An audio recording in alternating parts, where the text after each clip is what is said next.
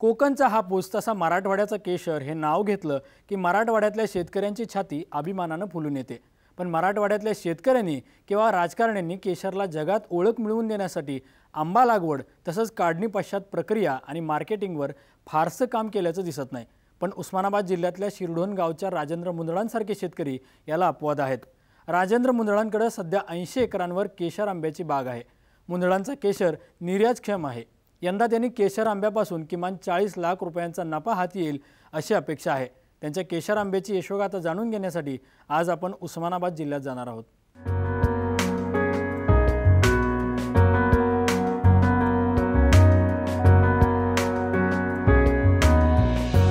उस्मानाबाद जिल्ह्यातल्या कळंब तालुक्यातल्या शिरढोण गावात राजेंद्र मुंदडा कुटुंबाची 175 एकर शेती आहे। मुंदड्यांचे वडील मथुरादासजी हे पंचक्रोशीतले जुने नावाजलेले शेतकरी होते। त्यांचा तत्कालीन सरकारने गौरवही केला होता। आज वडिलांच्या पावलावर पाऊल ठेवत त्यांचा मुलगा राजेंद्र मुंदडा हे शेतीचं व्यवस्थापन बघतात।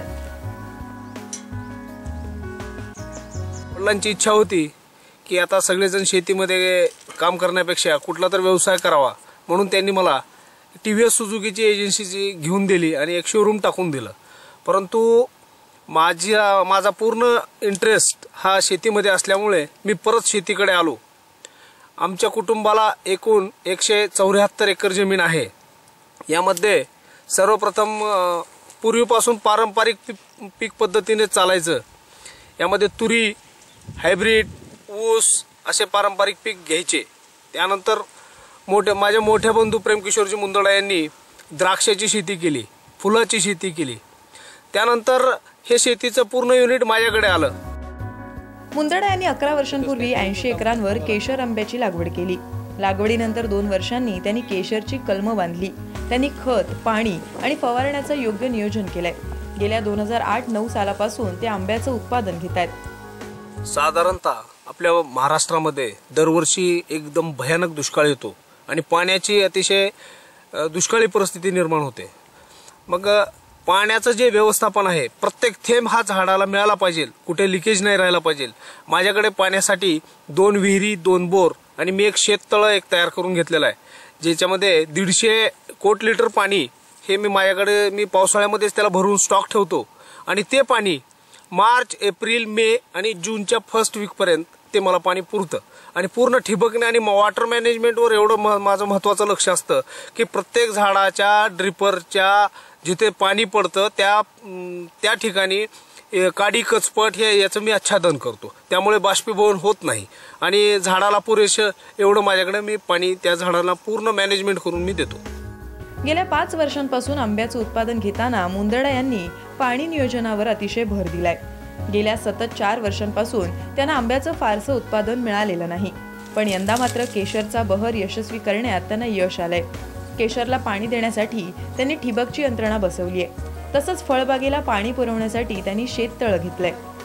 गावातून चांगला उच्च प्रतीचा गावरान खत गोळा करतो, कोंबडी खत घेतो, स्टेरामिल टाकतो, लिंबोळी पेंट टाकतो। याचा एक मात्रा मी तयार केलेला आहे। त्या पद्धतीने मी या झाडाच्या वयानुसार खताचा मात्रा देतो आणि वर्षातनं 2 वेळेस याला सूक्ष्म अन्नद्रव्याची मी फवारणी करतो। त्यामध्ये मायक्रोन्यूट्रिएंट्समध्ये बोरॉन, कॅल्शियम, झिंक, मॅग्नेशियम हे महत्त्वाचे व बाकी जे 21 सूक्ष्मद्रव्य आहेत त्याची पण मी फवारणी करतो।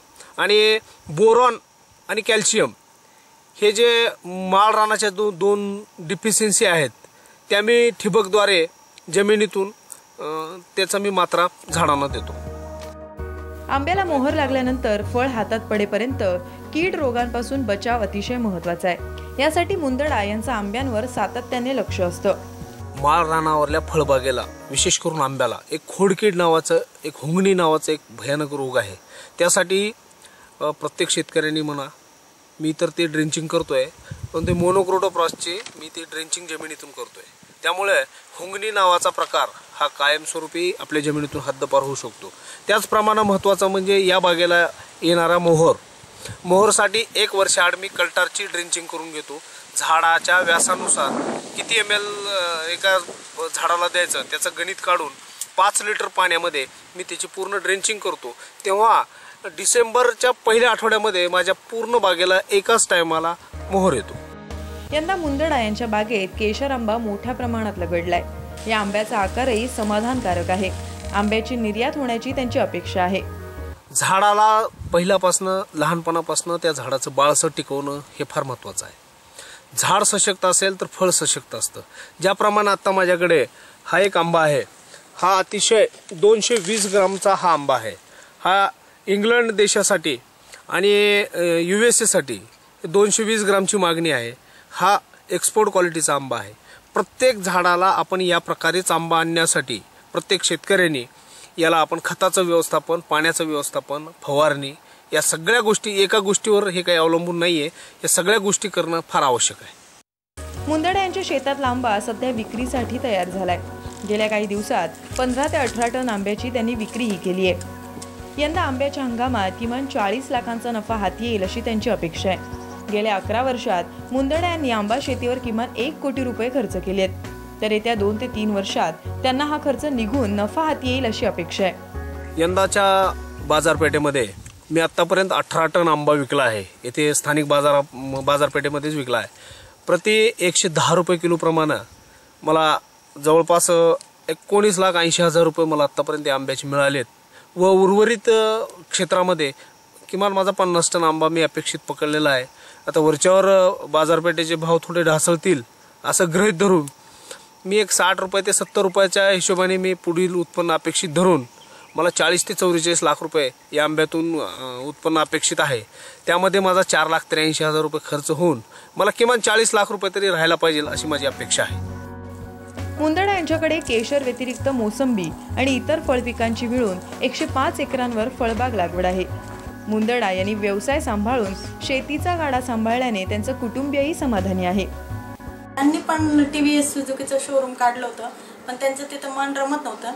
त्यांनी 105 एकरची फळबाग लावली आणि त्या फळबागेमध्ये जोपासून व्यवस्थित पाण्याचं नियोजन करून प्रत्येक झाडाला एक एक थेंब पाणी ओतून ती फळबाग जोपासली. आणि आम्ही एकत्र कुटुंब पद्धतीत राहत असल्यामुळे कुठलेही प्रॉब्लेम नाही आले. मुलांनाही शिकण्यासाठी लातूरला ठेवण्यात आलं. तीही अडचण मला खेड्यात राहण्यामुळे भासली नाही. मुलं सिटीत राहून शिकू लागली आणि शासनानेही आम्हाला ह्या शेतीबद्दल, ह्या शेती केल्याबद्दल गौरवान्वित केलं. आपल्या शेतात पिकणाऱ्या केशरवर प्रक्रिया करण्याचा मुंदडा यांच्या मुलाचा मानस आहे. आपल्या या मराठवाड्यामध्ये एकही नेत्या मंडळांनी असं विचार केला नाही की आपला हा केशर आंबा याच्यावर रोजगार व्हायला पाहिजे, याचे पल्पचा युनिट व्हायला पाहिजे व येथे रोजगार निर्माण व्हायला पाहिजे असा विचार केलेला नाही. माझ्या आईची अपेक्षा आहे की तू कलेक्टर बन, मोठा IAS अधिकारी बन, पण मला पण कलेक्टर बनायचं. मी पण शाळेत चांगली विद्वत्ता घेतोय, पण मराठवाड्यात कुठंही केशर आंब्यावर प्रक्रिया होत नाही. ती प्रक्रिया मला करायची व मला इथं पल्पचा युनिट टाकायचं व केशर आंबा जसं जगाच्या कानाकोपऱ्यात जातो तसंही मला माझा पल्प जगाच्या कानाकोपऱ्यात पाठवायचा आहे. गेल्या 2 वर्षात मुंदडा यांच्या शेतीचं मोठं नुकसान झालंय, पण कुटुंबाच्या नैतिक पाठबळामुळे शेती टिकून असल्याचं ते सांगतात. मुलगा गौरव, मुलगी रुचा, आता रुचा माझी लातूरला शिकते. या पूर्ण कुटुंबाचं, माझे पुतणे, माझ्या 7 बहिणी, 3 भाऊ, माझा फार मोठा परिवार आहे. या पूर्ण परिवाराची मला खंबीर साथ आहे.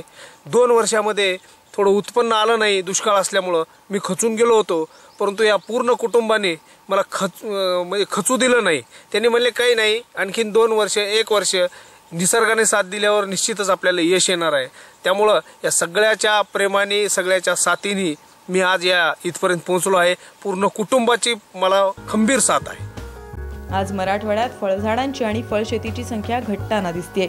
एकीकडे जागतिक हवामान बदलाच्या संकटाने सातत्याने शेतीवर संकट येत आहेत. अशावेळी आंब्यासारख्या फळझाडांची मोठ्या प्रमाणात लागवड केल्यास हवामान बदलाच्या संकटावर मात करण्यास मदत होईल. मुंदडांसारख्या शेतकऱ्यांप्रमाणे केशरची लागवड वाढवणं गरजेचं आहे. दीपक क्षीरसागरचा ब्युरो रिपोर्ट, साम TV, उस्मानाबाद.